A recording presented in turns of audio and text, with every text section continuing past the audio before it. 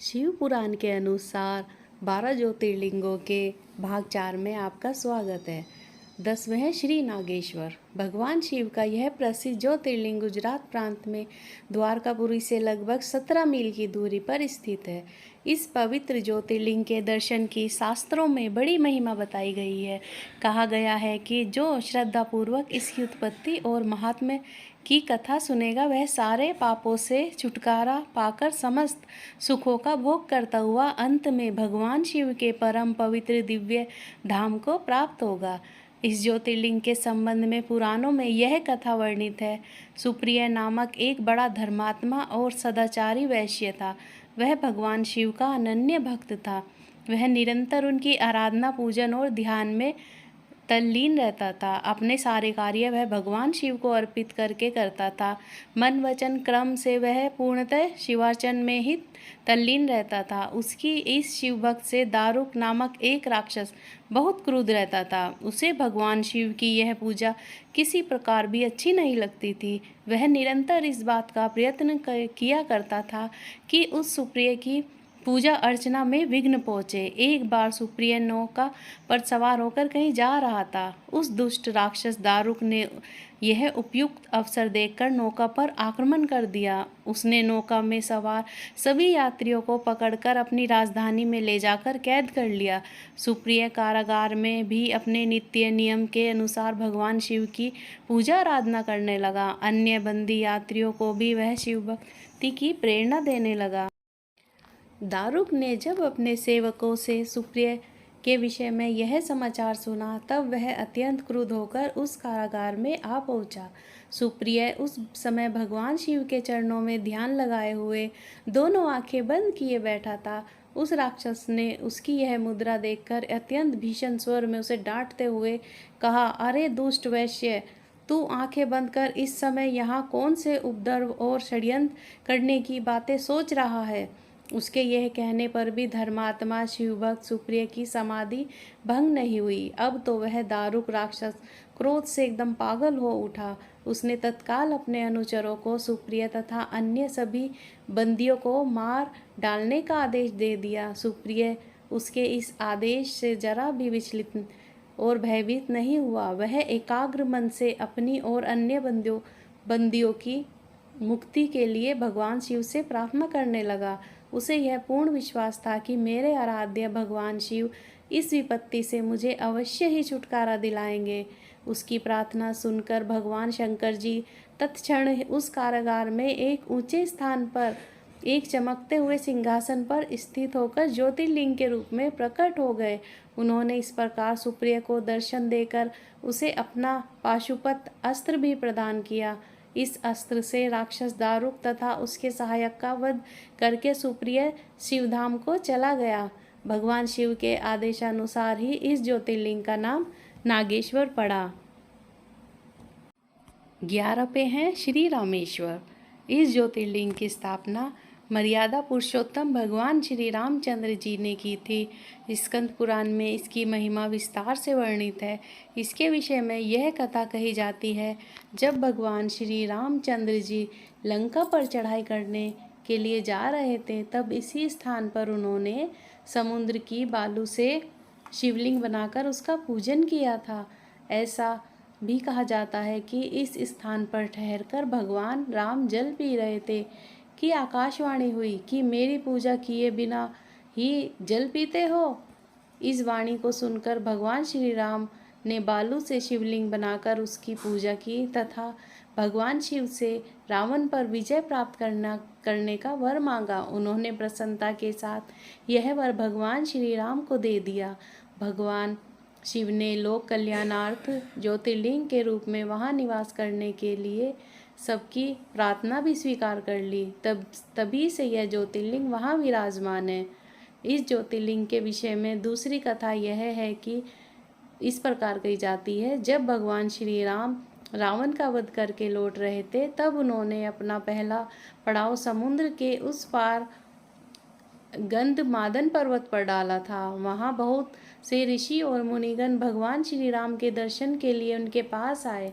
उन सभी का आदर सत्कार करते हुए भगवान श्री राम ने कहा कि पुलस्त्य के वंशज रावण का वध करने के कारण मुझ पर ब्रह्म हत्या का पाप लग गया है। आप लोग मुझे इस निवृत्ति का कोई उपाय बताएं। यह बात सुनकर वहां उपस्थित सारे ऋषियों मुनियों ने एक स्वर में कहा कि आप यहाँ शिवलिंग की स्थापना कीजिए, इससे आप ब्रह्म हत्या के पाप से छुटकारा पा जाएंगे। भगवान श्री राम ने उनकी बात स्वीकार कर हनुमान जी को कैलाश पर्वत जाकर वहां से शिवलिंग लाने का आदेश दिया। हनुमान जी तत्काल ही वहां पहुंचे, किंतु उन्हें उस समय वहां भगवान शिव के दर्शन नहीं हुए। अंततः वे उनका दर्शन प्राप्त करने के लिए वहीं बैठकर तपस्या करने लगे। कुछ काल पश्चात शिवजी के दर्शन प्राप्त कर हनुमान जी शिवलिंग लेकर लौटे, किंतु तब तक शुभ मुहूर्त बीत जाने की आशंका से यहाँ सीता जी द्वारा लिंग की स्थापना का कार्य कराया जा चुका था। हनुमान जी को यह सब देखकर बहुत दुख हुआ। उन्होंने अपनी व्यथा भगवान श्री राम से कह सुनाई। भगवान ने पहले ही लिंग स्थापित किए जाने का कारण हनुमान जी को बताते हुए कहा कि यदि तुम चाहो तो इस लिंग को यहाँ से उखाड़कर हटा दो। हनुमान जी अत्यंत प्रसन्न हो उस लिंग को उखाड़ने लगे, किंतु बहुत प्रयत्न करने पर भी वह टस से मस नहीं हुआ। अंत में उन्होंने उस शिवलिंग को अपनी पूंछ में लपेटकर उखाड़ने का प्रयत्न किया, फिर भी वह ज्यों का तो अड़िग बना रहा। उल्टे हनुमान जी ही धक्का खाकर एक कोस दूर मूर्छित होकर जा गिरे। उनके शरीर से रक्त बहने लगा। यह देखकर सभी लोग अत्यंत व्याकुल हो उठे। माता सीता जी पुत्र से भी प्यारे अपने हनुमान के शरीर पर हाथ फेरती हुई विलाप करने लगी। मूर्छा दूर होने पर हनुमान जी ने भगवान श्री राम को परम ब्रह्मा के रूप में सामने देखा। भगवान ने उन्हें शंकर जी की महिमा बताकर उनका प्रबोध किया। हनुमान जी द्वारा लाए गए लिंग की स्थापना भी वहीं पास में करा दी। 12वें और अंतिम ज्योतिर्लिंग है श्री घुश्मेश्वर। द्वादश ज्योतिर्लिंगों में यह अंतिम ज्योतिर्लिंग है। इसे घुश्मेश्वर, घृष्णेश्वर या घृष्णेश्वर भी कहा जाता है। यह महाराष्ट्र प्रदेश में दौलताबाद से 12 मील दूर वेरुल गांव के पास स्थित है। इस ज्योतिर्लिंग के विषय में पुराणों में यह कथा वर्णित है। दक्षिण देश में देवगिरी पर्वत के निकट सुधर्मा नामक एक अत्यंत तेजस्वी तपोनिष्ठ ब्राह्मण रहता था। उसकी पत्नी का नाम सुदेहा था। दोनों में परस्पर बहुत प्रेम था। किसी प्रकार का कोई कष्ट उन्हें नहीं था, लेकिन उन्हें कोई संतान नहीं थी। ज्योतिष गणना से पता चला कि सुदेहा के गर्भ से संतानोत्पत्ति हो ही नहीं सकती।